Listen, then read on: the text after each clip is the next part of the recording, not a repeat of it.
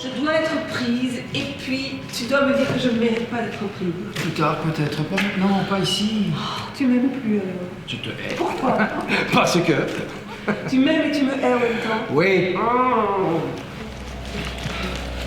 C'est, je dirais, d'abord l'histoire d'un coup de foudre qui se passe curieusement dans un cimetière le jour de l'enterrement de la grand-mère du héros. Au fil du temps, cette histoire d'amour absolument passionné pour lequel un homme va quitter sa femme, son enfant et ne plus voir ses parents, va peu à peu tourner en une espèce de cérémonie des adieux où toutes les époques, les saisons vont se succéder les unes après les autres.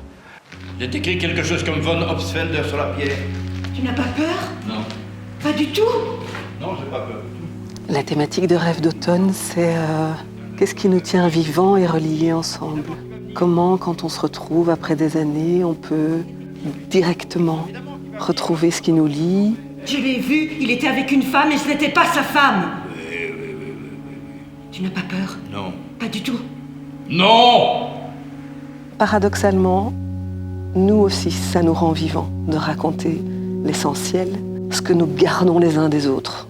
Voilà, on n'est quand même que le résultat de nos rencontres. Il sera bientôt en âge de se marier, Gaute, maintenant, comme on dit. Il a bientôt 20 ans, je n'arrive pas à le croire. Oui, Gaute et sa mère sont venus nous voir il n'y a pas si longtemps, mais avant ça, il n'était pas venu depuis longtemps. Il va bien, Gaute? Oui, autant que je sache. Oui, ça n'a pas été facile pour lui non plus. Oui, il avait l'air fatigué, harassé en quelque sorte, Gaute, la dernière fois que je l'ai vu. Je me suis fait du souci. Qu'est-ce qu'il fait depuis qu'il a quitté l'école? Pas grand-chose. Non, mais c'est pas forcément... Et ton travail, ça va? Oui, merci, son travail, ça va. Dans l'ensemble, ça va. Ton travail à toi aussi? Oui. Ça me fait plaisir. Oui, tout va bien. Moi aussi.